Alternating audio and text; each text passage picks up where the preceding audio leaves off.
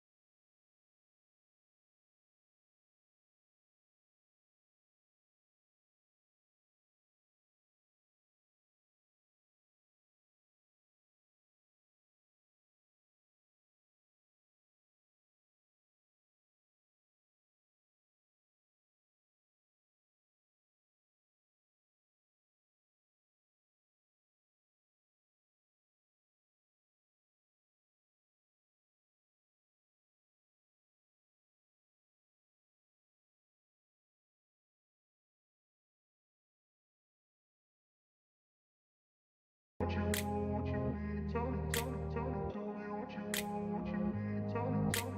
grew up in a place where they told you what to chase, told you how to run the race.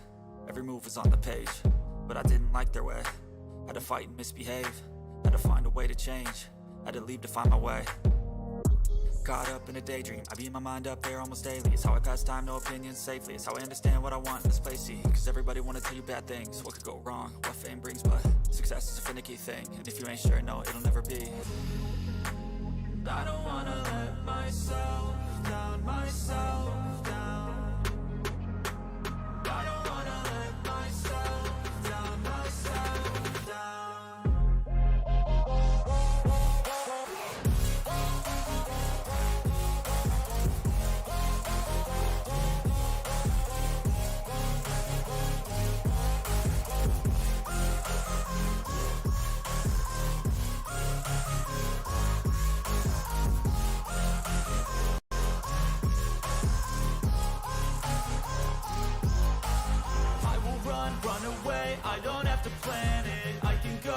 my fate, you won't understand it. All alone, that's okay. People, I can't stand them. They don't want me to change, keep me where I'm standing.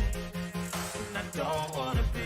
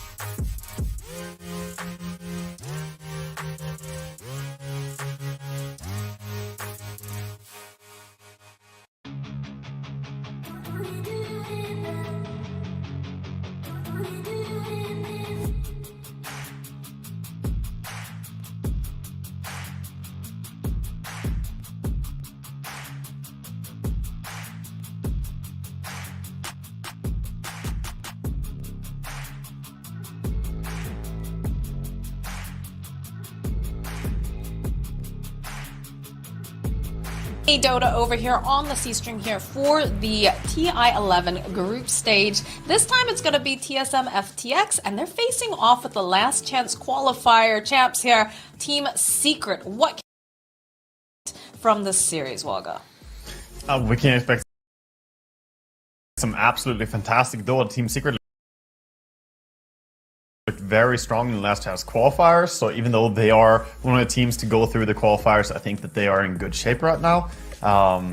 They played good, played strong, and it was also fantastic to see them and how happy they were at the moment that they qualified. So for Secret, I would say overall, an important thing is that it seems like Crystal is being utilized in the team better as of late. There was a period in time where people were talking about how like Crystallis wasn't really shining as much within Secret as he was before when he played with Entity, and that maybe, you know, him joining Secret didn't really mesh that well. But they seem to have found their groove in a really good way as of the last few weeks here. I mean, this is the time that you want everything to mesh together. I know with people were saying something similar with Evil Geniuses a while back, saying that they just could not seem to work together, but they managed to find it clearly, and now it seems that, Secret have got a really good dynamic, especially with Zayats and Resolution. We've heard a lot of stories about how it's just a little bit more comfortable for them when they're doing laning together, being able to talk in a different language together, really making it a bit more seamless. So be very interested to see how they're going to face off with TSM FTX. And also, I don't think Zayas is going to be able to get that Nyx assassin that he was looking so fancy on. But we do have, of course, the NA team TSM FTX. Got Tomato representing Peru over here. I think we have the most amount of Peruvians ever in this TI, and I think they're one of the highest represented groups. But I think I saw that. Yeah, I think that's correct. That's that. Yeah, I mean that's cool for them having a big representation here. I also see all the players there. Saberlight looking charismatic as always. Always a fun guy. We got the one Korean. We got Dubu. Shout out to my Koreans. There are dozens of us who watch Dota. That's true. That is not Tomato. That is they're playing musical chairs over here. I think they're messing with us. Tomato and Moon Meander. They're probably trolling, knowing the two of them, honestly. Yeah, Moon Meander looking a bit different than I'm used to here. But I'm sure being in TSM would be probably one of the best experiences, because if you have TSM and you're going to TI, I can only imagine you're going to have so many motivating speeches coming out from Moon Meander. I mean, this man and his speeches is just amazing. I don't know, if you haven't seen them, you need to go and find them if you're a fan out there. But going into this matchup here against Secret, I think it will be very exciting, because this matchup is also where we have Nisha, who's very, very mechanically skilled on the mid lane, and something that a lot of teams struggle against Liquid against Secret, is that they have such an advantage. They even win matchups that they shouldn't win on the mid lane. Yeah, I think that'll be very interesting to watch. I'm trying to remember. One of the interviews I was reading, oh man, I've watched and read so many interviews at this point, but it was just saying that, I think it was Stormstormer actually, he said that Nisha is very, very difficult to play against. He has a lot of respect for him. Whereas you've got, we've got some of the younger blood over here on the side of TSM. You've got Bryle, right? He is a bit younger, but he is making a splash, has very specific heroes that I think also lend themselves very well to this patch. The Lina, the Queen of Pain, like these are heroes that, NA honestly typically shines on. Same thing for like Quinn too, one of the best out there. But we'll see what they ban. In fact, look at these bans coming out. The Marcy immediately, Secret doesn't want to see that, but it's the Lashrek and the Silencer that ends up getting that first ban, not the typical ones that we see. Yeah, I have to swing back to something you mentioned there early, because it made me laugh a little bit. The fact that Stormstormer would say that Nisha is one of the hardest ones to play against makes sense, because Nisha notoriously won with his Puck against Storm's Ember on mid, and he also won with his Ember against Storm's Puck on mid. So he played that matchup back-to-back one-handedly twice in a row, and I would say overall Puck versus Ember is like nearly unwinnable. It's such a bad matchup for Puck. But Nisha has that great understanding, probably one of the most skilled mid players there is. But going into this matchup quickly through the drafts, no Marcy, no Primal Beast. Like you mentioned, the Lesh and Silencer are also removed here. I like this. They take the Chen for themselves. They say, we're not letting Puppy get this Chen. He's far too good. We'll be able to play it. And force them into something different. So they are going to... they do get the Nyx, though. They didn't end up banning it. But knowing Moon Meander, knowing the way that he preps, because this guy is insane. Not only does he prep for, like, actual in-game, like, he made all of his team read The Art of War, I believe. Like, he makes sure that, like, they are just warriors, inside, out, in Dota, out of Dota, always thinking. So very curious, because that's definitely not a slip-up on their part. That's definitely them knowing they're going to pick Nyx. We will have a way to deal with this. And this is very interesting, too. They go for the Drow immediately. That sounds like a meme from Moon Meander. There's no way he actually put his team to read through that. That sounds like something he would say, but I think he says so many things, this man. Did he actually make his team read? The team has said that they've read like a bunch of books because of Moon. Okay. All right. I mean, he is a memer. Let's be meme meander, but He definitely is. I guess he's also a great motivator. So if he hypes up how good it is, and like this will really improve your gameplay and stuff, I suppose he could motivate his team to do that. That's very interesting, though. yeah, this is a man that has like how long has Moon Meander been playing? He has devoted himself to Dota, so he takes it extremely seriously and has great passion. Very much like Puppy. Puppy has been around for how long? They're just doing karate kicks in the background. You're really ruining my whole thing about how you guys are, taking this super seriously. But you like to see them have fun. It's Tomato and Saberlight. That's pretty normal. I feel like between the two of them, Tomato during DPC was like folding clothing and vacuuming his house and like doing all sorts of things during draft. So, well, they read too much of the Art of War. They want to get into battle now. They're ready. But yeah, in this draft, quickly want to note that Team Secret, the opening they have, the SF and the Nyx, feels very comfortable. It feels so typical of what we see a lot of the drafts look like in the first phase here, especially with them having, the most notorious Nyx assassin, I would say, out of any team here from what we've seen recently. And Shadow Fiend just being such a comfort pick in the first phase. yeah, I'm curious to see how they're going to deal with Zayas on this Nyx assassin because he's been so incredibly just powerful and has a great win rate with it. So. Yeah, he will be the lookout player for us to keep an eye on here. And also against the Drow Ranger now, the multi-shot, I mean, of course, they picked a Drow into Nyx, but even so, that's something that you can spike Carapace off. Any form of projectiles flying around or lingering effects on the ground, Zayats is great at just catching them and getting initiation stunts. When we were watching Last Dance qualifiers, he played against Carrie Luna and just used the glaive to initiate and made it look very easy to bring down the enemy carry. Ban out the Indigo. It's funny because Secret are going for very traditional bans, things that you would expect to see, right? The Enigma's a big one, the Primal Beast, the Marcy, Tiny's been very, very popular, and TSM's just like, yeah, we're gonna ban out the Brood, which that one, makes sense. Been seeing some Leshreck, a little bit of that Silencer. He has been building, more and more, and having that burst damage during laning, it makes him a lot stronger. The Mirana ban too, I can see, why you wouldn't want to see, some of the creeps ending up just getting arrowed or just having that Moonlight Shadow become an issue. But they're not the traditional bans. All right, the Naga, a little bit more traditional this time around.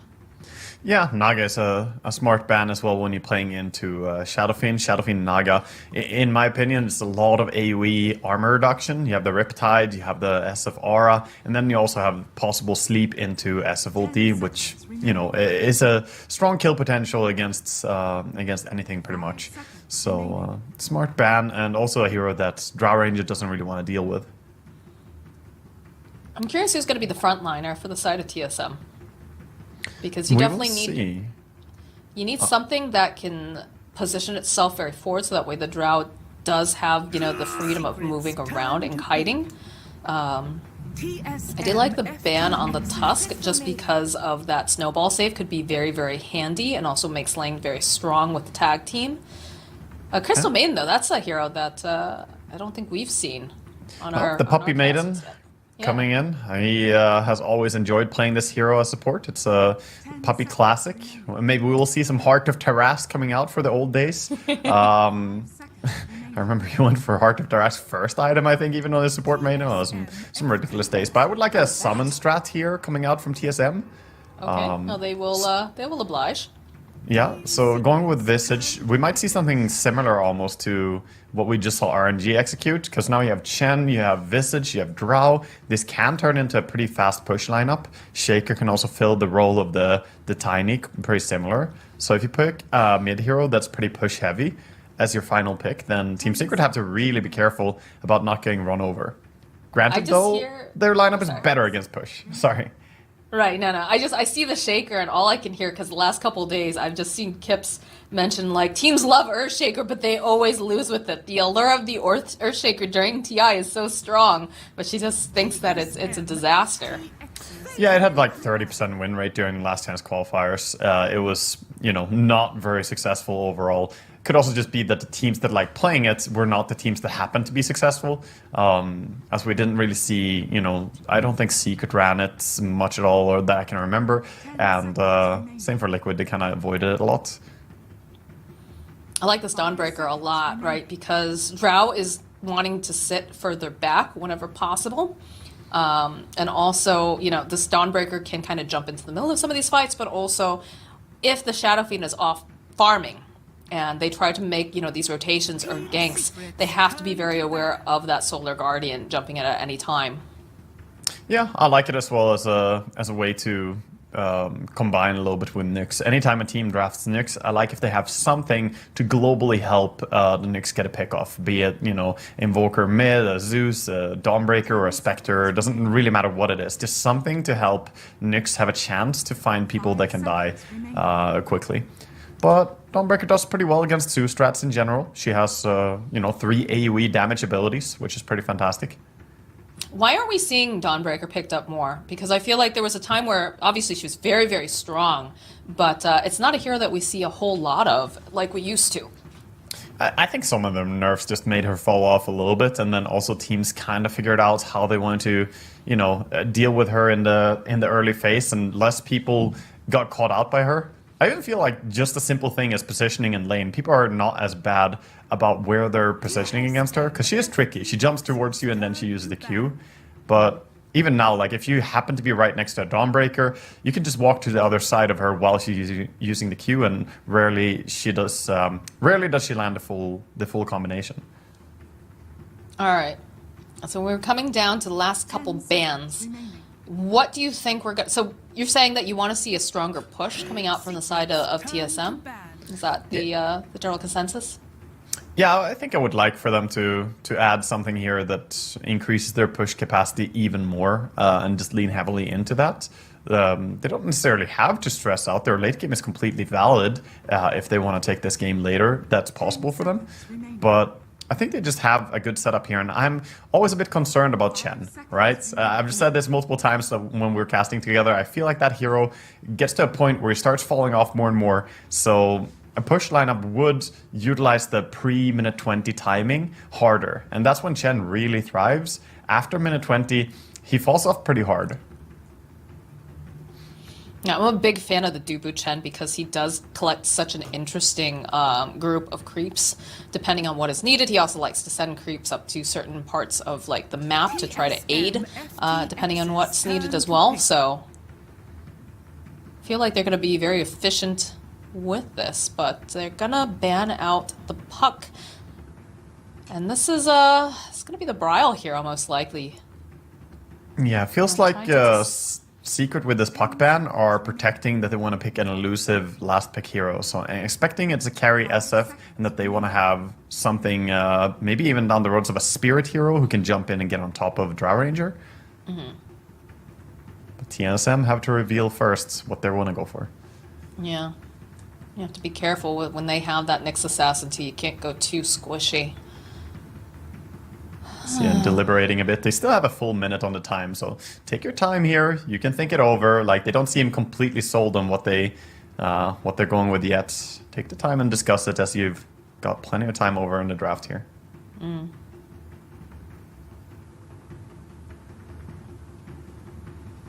What about a Death Prophet? That's a fairly tanky. Oh, they go for Browse Queen of Pain.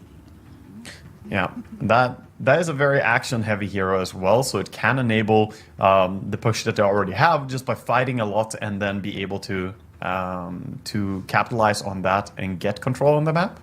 I like the approach of the Queen here. It's a bit dangerous against Nyx. Again, Zayat, very good Nyx player, and if you ever find yourself like throwing out the Sonic Wave and it gets returned on you, that can really hurt quite a bit for the Queen. So that's a bit inconvenient. Also, Shadow Striking Nyx feels bad because you know he can, whenever he wants, just trigger that Spite Carapace against you. So that's the only thing I don't like about it. Is this enough frontline potential for this Drow Ranger to be able to sit back? I think Queen has to take a pretty shielding role and be up there, but Visage, of course, is going to be very frontlining. You have the Chen creeps that you can play behind as well, but Shaker tends to be a little bit more of a sideliner, just throwing in a Fissure and like being occasionally in there. So Queen probably has to play a very active role in this game for TSM. Oh boy, woo! Okay, it's the Nisha Sniper coming out. He's played this before. He certainly is no slouch on his snipers. Laning stage is, like I said, extremely good. And sniper versus queen. That is not a good matchup for queen. I'm worried here. If I was a TSM fan, I would not be feeling too comfortable about this. No, that is a great pickup to round off the secret draft. Again, it's a lot of high momentum coming out from the side of TSM, but it's also just so hard to push into something like a sniper, too. They're going to have to be very, very active in jumping onto the back lines to make sure that they can just get him removed from the equation. But this is Nisha. He's an amazing player. It's going to be very difficult for them. Yeah, I don't know here. Totally true. Nisha will definitely be, also protected by, like we mentioned, that Dawnbreaker, going to be ready to, jump in and do some extra healing for him as well if he does get caught out in the mid game. But in the early laning stage here, Brawl is pretty much on his own. Like when you get to the lane and the lane starts out, you're going to have to fix the first 4 levels or so on your own on mid these days, and it's a pretty tall order. I think we'll see how well he can play it, how well he can position, but I think this is very sniper favored. I think the one nice thing about what they have drafted for TSM FTX is that they do have the Chen, right? Chen is going to be able to, perhaps assist a little bit, maybe send a creep over once in a while to perhaps put some of that pressure down on a sniper, because sniper doesn't have any way of being able to, escape, right? It's not like he has a blink or something like that. Eventually we'll get that little grenade, which can be pretty annoying, but I think maybe they can make those rotations. I'm expecting it's going to be one decisive rotation where they come in with both the Shaker and the Chen at the same time and try and get a Fissure cut off and then swarm in with the creeps and Queen can do the damage. Around minute 6 is when Sniper has to be careful, because even in your average game, that's when the supports happen to go mid. So for sure, then we also need to see Secret be ready to protect their mid laner, because Sniper, like you said, no real way of escaping a bad situation. Yeah, and again, they do have a lot of tools to try to deal with that. You can have the rotation from the Nyx, rotation from Puppey, and then, of course, eventually this Dawnbreaker has a lot of power and potential to be that save if needed. But yeah, very interesting draft coming out. I'm curious to see how they're going to be dealing with the Nyx, how they're going to deal with the Sniper. Yeah, and we don't see TSM doing the smoke out that pretty much every team does. They're not smoking down to drop their wards, they just walk out. So they're saving their smokes for later. They're ready to do some Fissure blocking on the top lane. Looks like Moon Meander is planning to hold back the creep wave a little bit there at the start. So he doesn't really want to fight for the runes then. He has to be over there.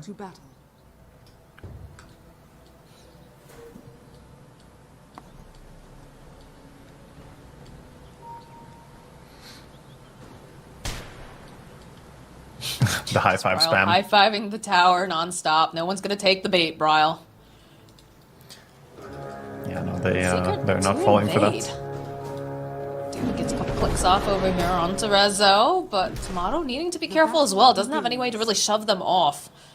Not with those frost arrows picked up. So 3 runes going over to the side of Secret, and only 1 for TSM. But they expected this though, because they're playing with the Shaker wanting to do the block top, so they're trading, having presence for the bounty runes in order for him to be able to do this this block to set up the lane in a favorable way. And look at what they're doing as well. They're running the Drow to the top lane, getting a Drow versus SF matchup, and over on bottom lane, Saberlight is gonna sit under a safe lane tower instead. All right, we get those 2 fissures and. Do like the swap. Teleport down from Moon Meander. See a lot of spam coming out from Puppey on this Crystal Man. Look at his life. He's got just all of the mangoes that he has brought to lane because he knows that is going to be his primary objective. Yeah, I mean, it's the Crystal Nova over and over strategy. This kind of what you have to do if you're gonna play on the off lane like this. Only way you can trade hits, really. Yeah, those little slushy snowballs, well, they're very satisfying to hear for those clicks. Don't do a whole heck of a lot. Yeah, no, they're barely doing anything on the 4 armor of the Shaker here. He's pretty happy. Mid lane we see quite a bit of trade. Oh, a good creep here for Dubu as the smoke camp was not blocked. That's always costly against the a Chen if you can get a good creep like this, and this is pretty much the best one you can get. It does tremendous damage. I was about to ask, can you elaborate for the viewers why this is one of the best ones to pick up? Yeah, so he has 3 mana regen per second, and he has a 50 mana cost spell called Chain Lightning, dealing 140 damage. So spamming that over on SF over and over is going to make SF's life a living hell. He's going to have to spam so much regen to try and stay alive. Bottom, the courier gets killed by Puppey. Just those CM slushy auto attacks. Strong enough for a courier, at least. It's got to be good for something, Waga. Probably CM took like player, 6 it hits. feels so bad. But they're trying to get rid of this Chen creep, and they are protecting it quite well. And like you said, this is a little bit of an issue. You know, we do have a ranged paired up with a melee on the side of Secret, but there's only so much that a Nyx Assassin can really do, especially against the ranged attacks coming in. Oh my god, the Shadow Fiend's lane is going to be so rough. He's microing it really well on Doobie as well, just sending the Stormcrafter to safety after it uses his nuke. Yeah, Dubu is one of my favorite Chen players to watch. Very, very good. The one, of course, being Puppey. Dead even on the CS right now, but with 2 creeps left to kill here. 11 and 5 versus 10 and 5, so bit advantage. Yeah, a little bit of a jump over onto Motto, but the Gust already prepped and ready for when they got the jump, so we'll be able to just back off. Yeah, so far I have to say Bryle is laning it really well, but this matchup is really difficult. It only gets harder as well. He's done a good job until now, but it's getting more difficult. Bottom lane, there it is. There is our first blood. It's Puppey who'll get it. We'll end up most likely falling for this because Moon just gives him a couple taps. But they will end up losing that Visage. And Dawnbreaker, even though she's got some nerfs, still very powerful. So I have to be a bit careful. Is going to have that Starbreaker back up. So if Moon's not careful, could see some jumps here with that Celestial Hammer. Yeah, in fact, that's what we're seeing. The slow Rezo just continuing to harass a little bit, but... It's the combination. The combination is very, very strong. You have the level 2 power spike of Dawnbreaker plus CM, both of them using double nukes. That's very, very difficult to survive against. These water runes are coming up soon.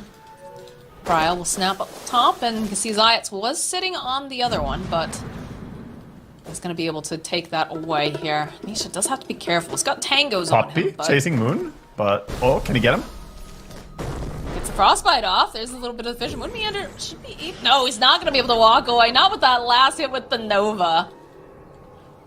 And Puppey's going to walk away. I think he's safe too. Just making stuff happen on his Crystal Maiden. I mean, Puppey is one of the OG CM spammers as well. As far as CM players go, I think he's definitely one of the most fearsome ones.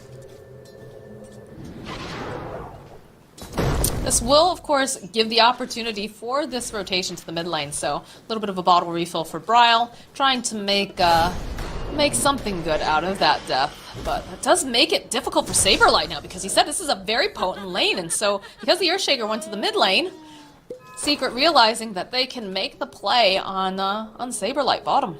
Yeah, Saberlight is struggling a lot. I mean, getting left alone there as well after the death. And mid now... Nisha against that bottle refill gets a little bit bothered as well by bottom lane, you know, doing so well. Nisha unfortunately gets punished a bit by Bryle getting bottle refill. Still doing fine though. He's got some regen flying out.